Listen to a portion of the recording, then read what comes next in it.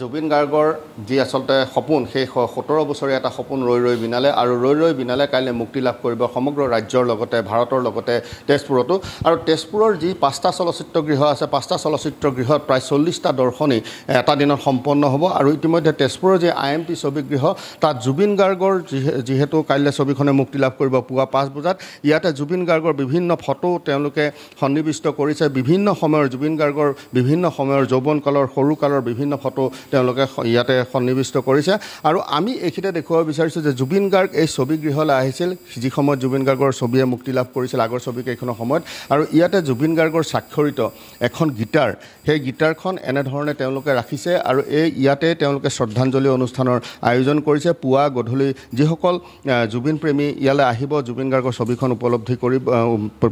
জুবিন গাৰ্গৰ ছবিখন চাবলৈ আহিব আৰু ইয়াতে পদচিহ্ন আৰু জুবিন গাৰ্গৰ যি পদচিহ্ন সেই পদচিহ্ন আৰু হাতৰ ছাপ ইয়াতে তেওঁলোকে ৰাখিছে জুবিন গাৰ্গৰ বিভিন্ন ফটো বা জুবিন গাৰ্গৰ স্বাক্ষৰ থকা বিভিন্ন সময়ত এই ছবিগৃহলৈ জুবিন গাৰ্গে আহিছিলে তেওঁৰ জুবিন গাৰ্গৰ ইয়াৰ পূৰ্বৰ ছবিসমূহত ইয়াত পৰিচালকসকল আছে তেখেতসকলৰ পৰা আমি জানিবলৈ চেষ্টা কৰিম যে কেনেধৰণে সাজু হৈছে যিহেতু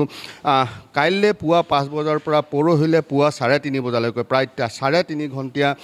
তেওঁলোকে শ্ব' হ'ব আৰু দুখন পৰ্দাত আপোনালোকে ইয়াত ছবি দেখাব ইতিমধ্যে কেনেধৰণে সাজু হৈছে এতিয়া আমাৰ ফালৰ পৰাতো সাজু ভালেই হৈছে আমাৰ 15টা শ্ব' চলিব এদিনত 5টা 20ৰ পৰা ৰাতি 11:54 লাষ্ট শ্ব' এই 11:54ৰ শ্ব'টো আপোনাৰ 3টা 30ত খতম হৈ যাব মানুহ বহুত হৈছে মিনিমাম 2000ৰ ওপৰত হৈছে 6 তাৰিখলৈকে টিকট বিক্ৰী হৈছে প্লাছ আমাৰ 6000 টিকট বিক্ৰী হ'ল ইতিমধ্যে আৰু ভালেই হৈছে বাকী যিমান এতিয়া দৰ্শক আহি মানে ভালকৈ চাওক আৰু আমাৰ IMTৰ